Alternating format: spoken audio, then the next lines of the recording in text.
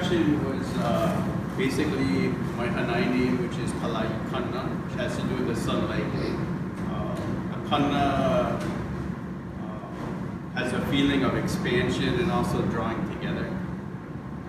The way I came to understand the Olelo is their sounds that have two parts. They expand and contract, or they're light and dark, or they're male and female. Every sound has that quality. So Kanna and the naming is to allow a type of light to come here and just have it shared so that it brings people together.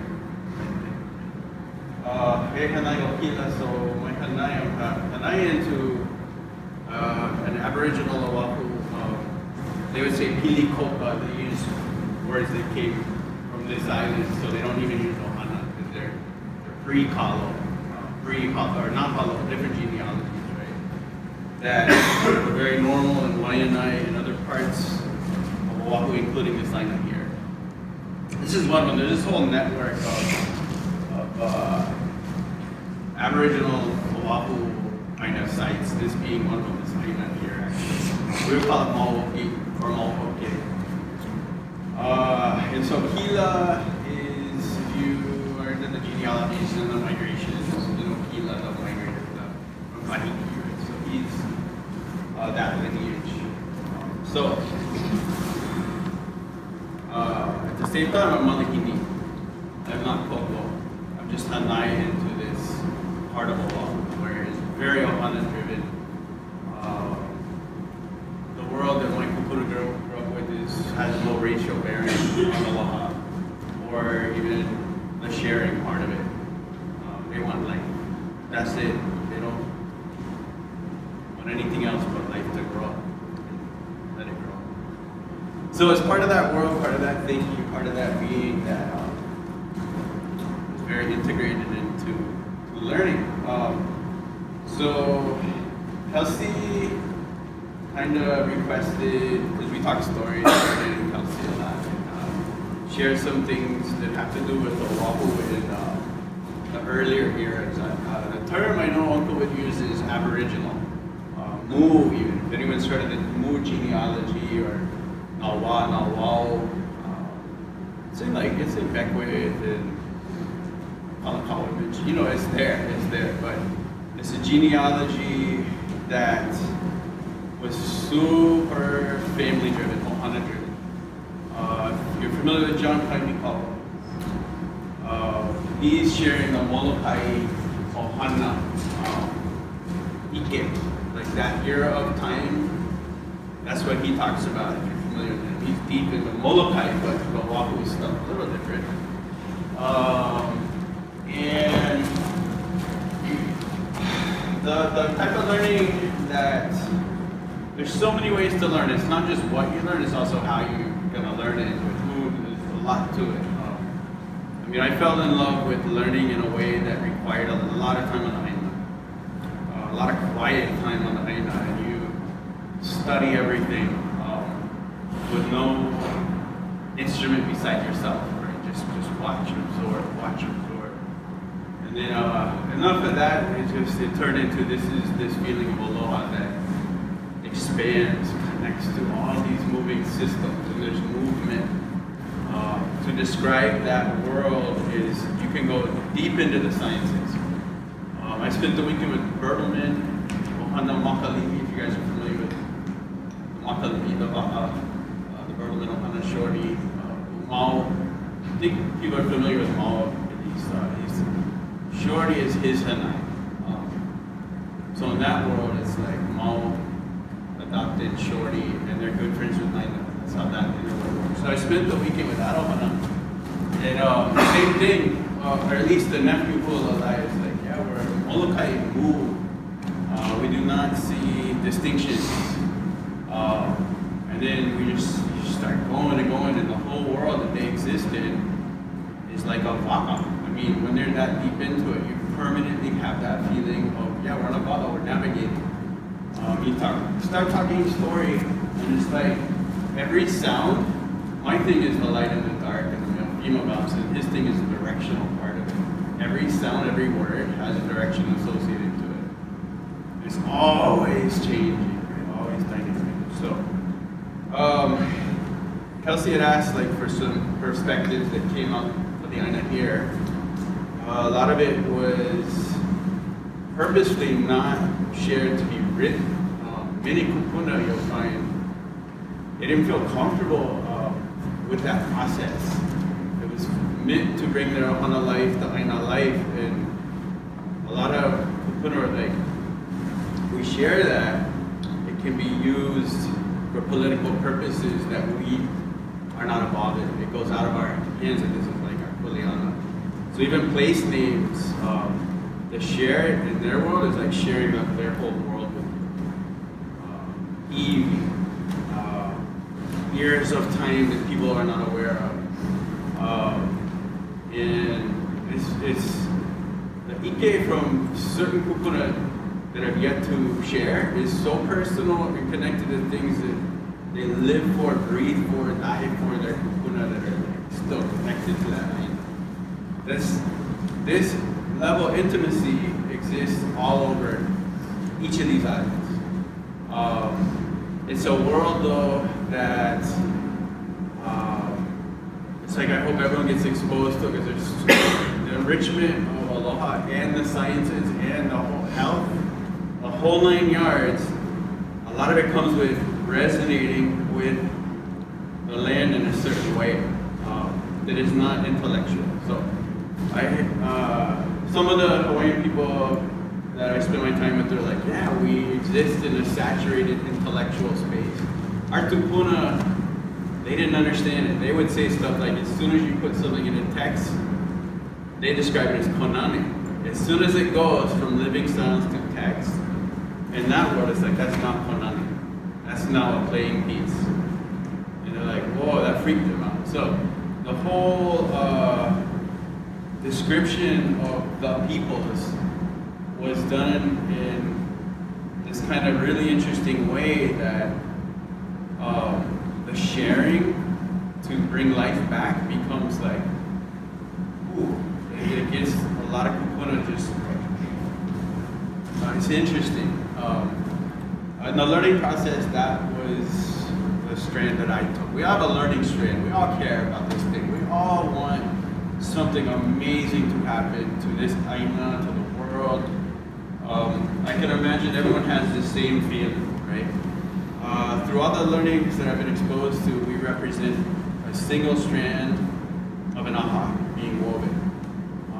John Kaʻānaniʻau is really big on that. You guys familiar with Oʻahu, the one movie? It was on Amazon and on video, but I don't have it there for sure. But I got it. Some people have it. But, he shares in detail how the aha system works, and he would describe it. And if you know John, he was coming from some deep, very good, pure, old understandings. And he did it with so much humility. And he would explain while he's weaving this aha, he's like, we're each aho. And, you know, we're governed by the na'au traditionally, not the intellect, the na'au being here. So not here, like, and he kept going and explaining it. And it's so similar to kupuna that I spent my time with and grew close with is the same way. We're here first. Like, the whole experience of being on the Aina is not driven by this part of it. It's simply intimacy. It's simply this feeling that starts here.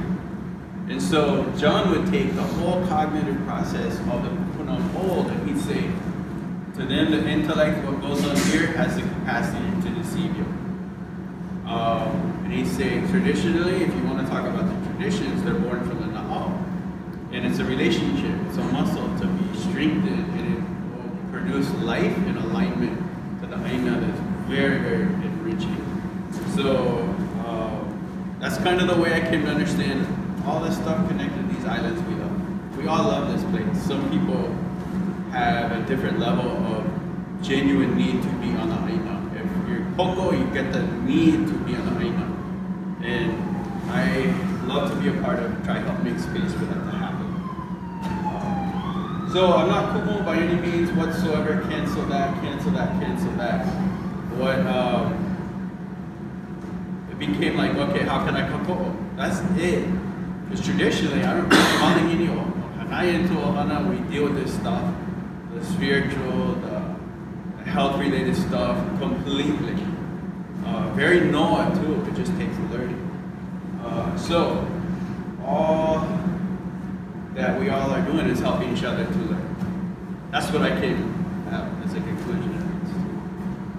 So, is anyone familiar? I'll bring out like, I'll just point to a couple books that kind of help make sense of the Aboriginal peoples of each island. I think I'm going to start with this one. Anyone familiar with Tales of the Night People? This book? It's very, it's from an Ohana that didn't learn things in using any Western media. I mean, they did, but their ike is old and preserved in an old manner too. So it's not just the mo'olelo, it's like the whole living, breathing connection still intact. Molokai, they got a good amount of that. And so she would share that what many kupuna, and then the people that go deep enough in the research see, we have such a vast number of genealogies that lived in certain places and had their own kuleanas. Flat out, Ali'i is a genealogy. The first time it was written, they could put the word chief on it because that's what they saw in that era. But flat out, it's a genealogy. And there's other genealogies here that have been here a long time. Everyone across the board that still has that part of the ike, including in here, they describe themselves as Mu or Maoli, Nawa, Nawao, like that, and they were this Ohana system. I think another person that shares it real well is Alex Pua'a. Familiar with that kupuna? And online, he makes it so clear. It's like, that's the kind of kupuna that can articulate this. You're not trying to ruffle feathers or say anyone's wrong. We don't, don't go that way. No one is wrong in this. And he'll make it clear. Everyone is accurate. Everyone is correct in context. Every single person. There's no need to prove anyone wrong. But, and that Ohana understanding that permeated Molokai, it was simply like this. He says, I will describe Hawaii in 3 main eras. He said it real for this style. The first era, I'm going to call it the Hawaiian culture, the family culture, the Ohana culture, and no Ali'i yet, at least on Molokai, not the Ali'i that came later. So he's like, the second era, I'm going to call it the Ali'i era. And that's when they came to these islands. At least one migration did, because there's already Ali'i here, but not like with the thought of hierarchy, just family, their own family line here and around Kaʻānaniʻau, all that kind of stuff. And he's like, Molokai was unique and they didn't allow that way to come onto their island. Molokai,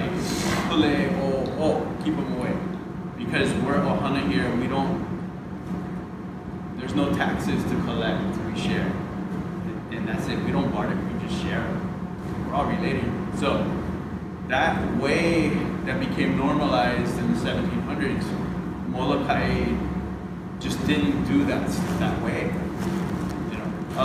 That's clearly explained in here. In terms of these orders of genealogies and families and eras, I think this one, the four-nander one, I mean, they're written in a certain way, but I think it's got good stuff. And, a lot of good mapping, just call it mapping. For instance, because I love to hear what the kupuna will say that are from a place, with all ties to a place. And so someone from Ioleka'a side, by Kaneohe, Haiku, Papahanauku, all of that whole area, from Ioleka'a side, he calls it Iotake, not Ioleka'a. But if you know the background of the Ohana he's from, they got ancient ties to that aina of right there, never left them, right? And then it's like, okay, I knew when he said that, I'm like, I know exactly what he's talking about. He just showed his genealogy, it's from Nukuhiva. And then you go in here, and how did they view Wake and Kane is Take or Take. Oh, okay, they never changed. They never assimilated other people, other family ways. Simple.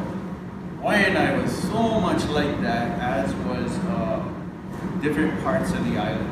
Kaʻānaniʻau has changed more over time, and it's all good. It's not a good or bad thing, but it's understanding the Aina is like, how did the people that sprouted from the Aina see the Aina? Then you get all kinds of clues of what can work there.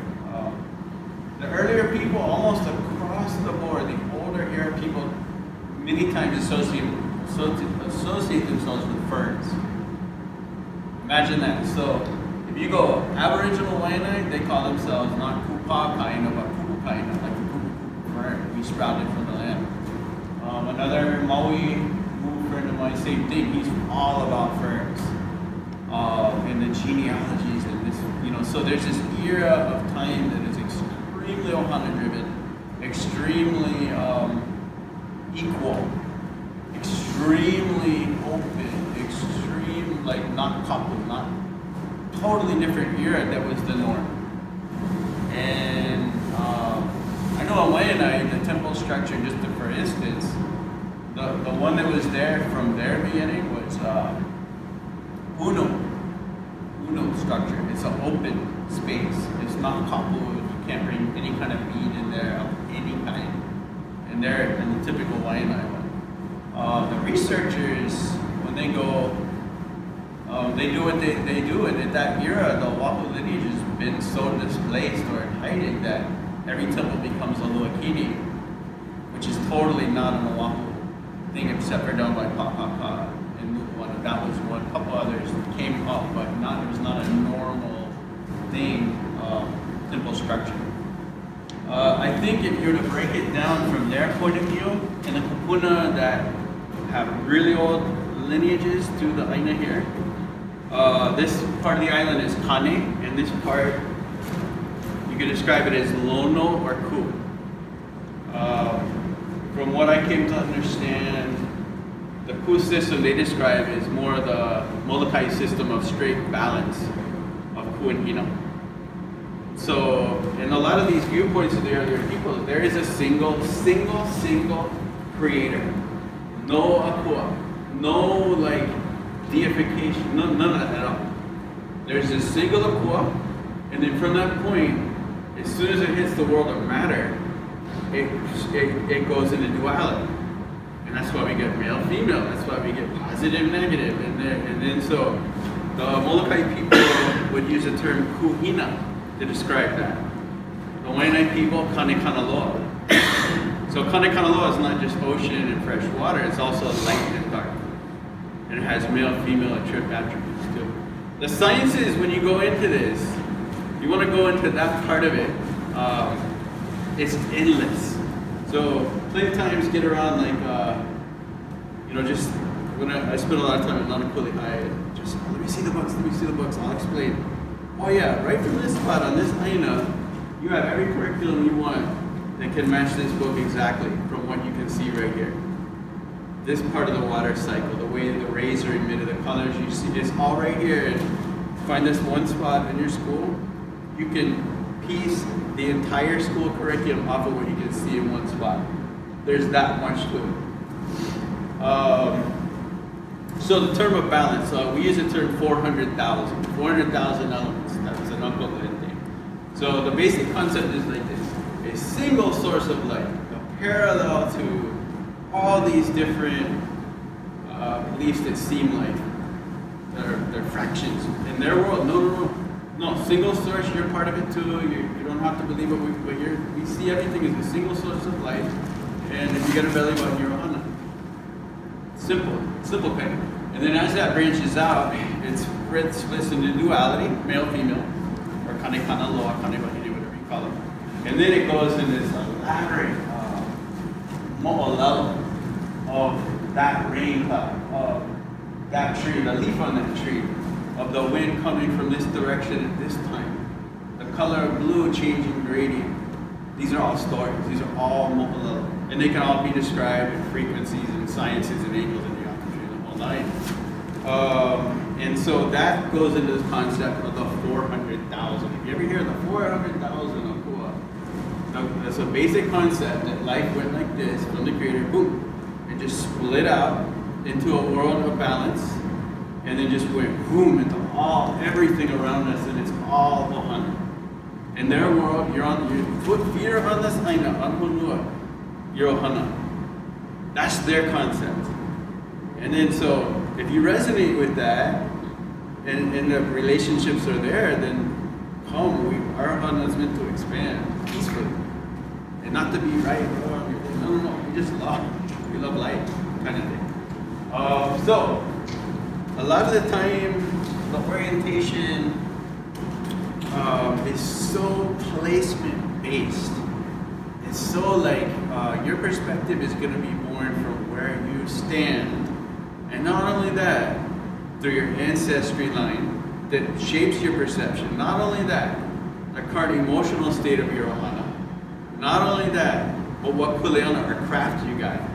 And keep going and going. So, in the system that I came to learn, everyone has a value. Everyone has a strand that we need to be able to hear, feel, empathize with, understand, so that we can weave. Like, it's not an exclusive kind of thing at all. So you get all these concepts in that era that are like an aha, that everyone is Ohana, that the whole movement of life has so much mo'olelo going on constantly. And that's kind of the base. And you always feel this feeling of orientation that would start here. And my move friend from Maui describes it like this. The way my tutu did it, this is how he said, Hanale, Keone Hanale, in his Maui lineage. He's like, yeah, my tutu would say, before the honi came, the way we would do it is we put our left hand here on the na'au, and the right hand here on the heart. Because this sums up everything we are. We're a female-oriented culture. And the right being male, the female being male.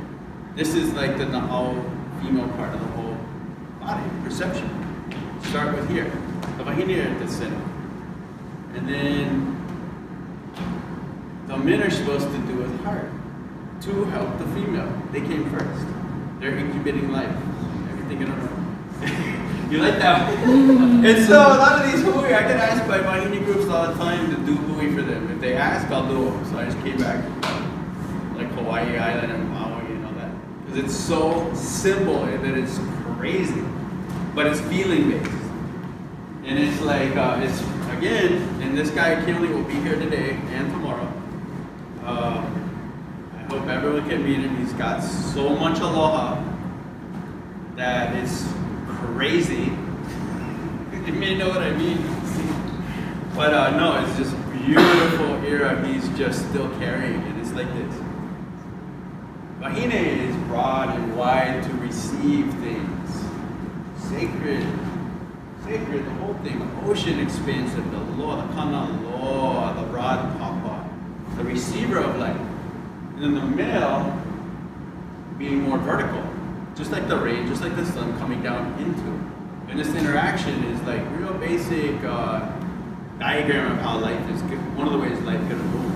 Right? So here, and then from this state of being, then your ike is crystal clear.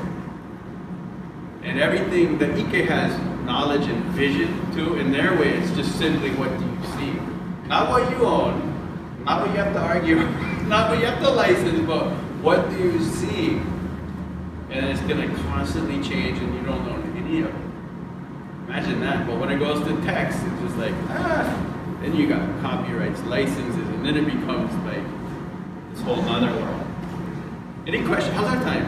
You've got about 20 more minutes? Oh, 20 more, okay. Yeah, just feel out like what part is interesting to you guys. So do you guys have any question or any comment, anything? Dan. You know, as we try to move towards like a future where that resonates more, like that era, that place resonates more with us, like what are some practices that you employ or that you find other employing still that's helping figure out what's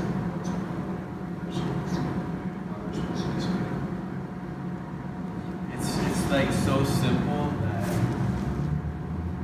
like really? It's like simple, yeah. Spend time on the Aina. And you listen.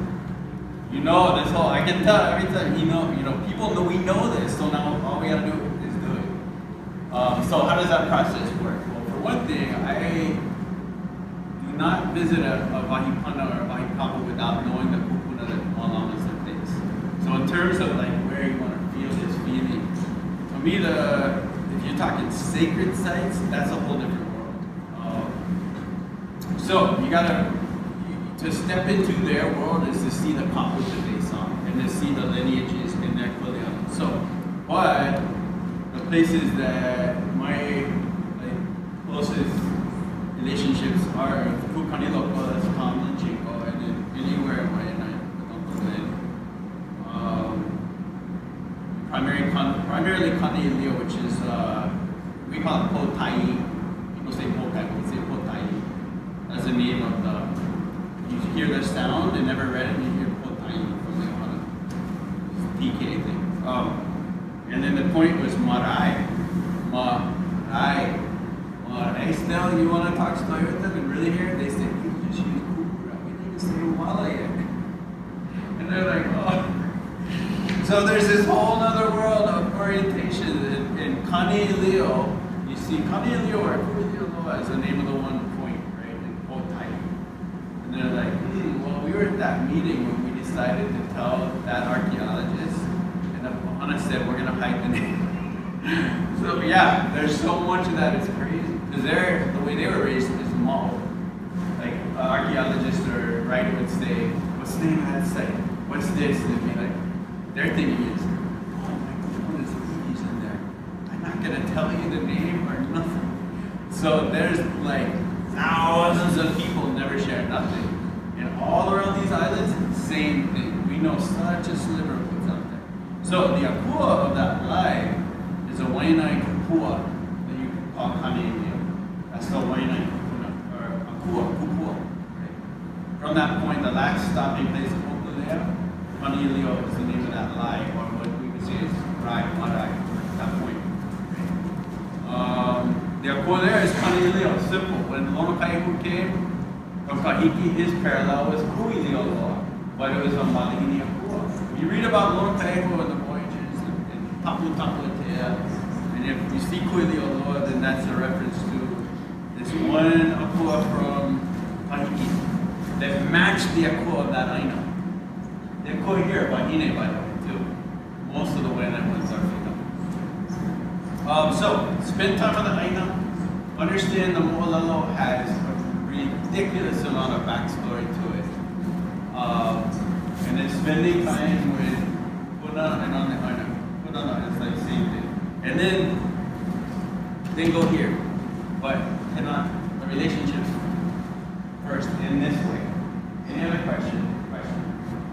And I got the time wrong, so there's 5 more minutes. Oh, so okay. Any more questions? Any last questions? Open book. Open book. Yeah.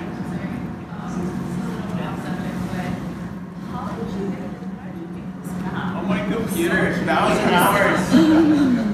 Yeah, there's so much, like, the way I learned this whole thing is, my relationship with the kupuna is so priceless, and what can I do to help? Well, I can walk the island, so that was one of the things I did. So for 8 days, just on foot. I can do place day maps, and then made this. Do all the coastline. This is 1,000 hours on the computer, and if I printed the newest version, it would be different because it's constantly evolving. So yeah, this is printed, and then they actually printed them in China. I didn't know that until after the fact. And I have bigger ones on my, I have a Waikiki one. Oh, you're telling me. So this map right here with the stream overlay could be printed at the same exact size. That one right there, yeah. So all the stream on top of the Sheridan. Okay, I want to ask you, because you made the reaction about the Mahine thing, the center. Please share your feeling on that. Why did that elicit that feeling, that response? Because my grandma always says that when they're all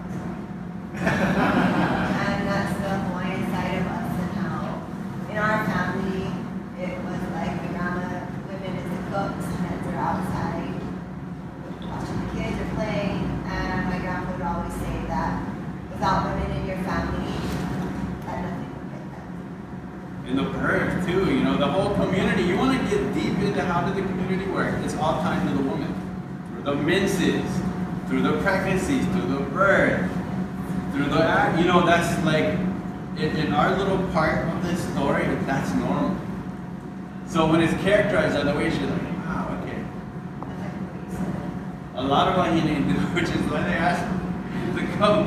So if I do those kind of movies, it's like, okay, it's just simple acknowledgement of a real simple thing.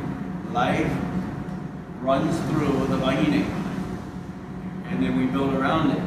Or at least this model works that way. Many models. Questions, comment. We got like 2 minutes or something. 3 minutes. Yeah. Just real quick, as you were talking about the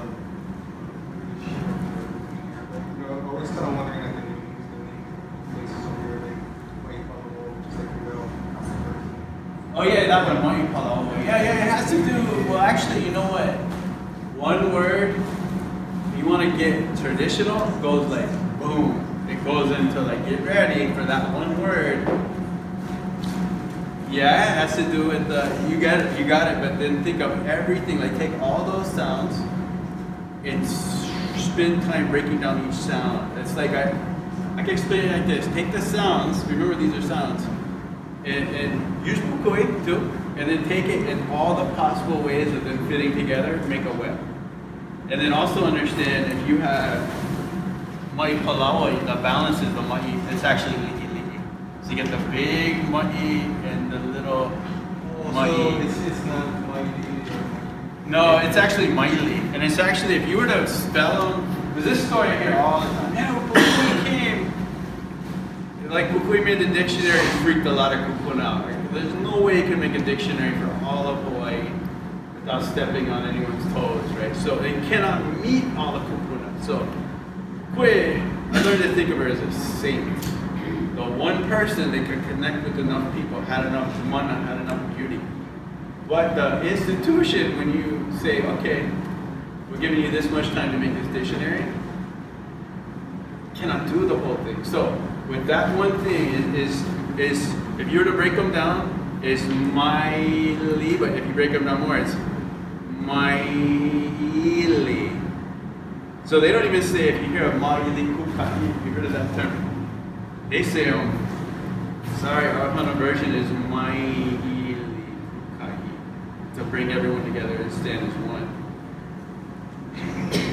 And not the section or off of, oh, no. And these are lineage people.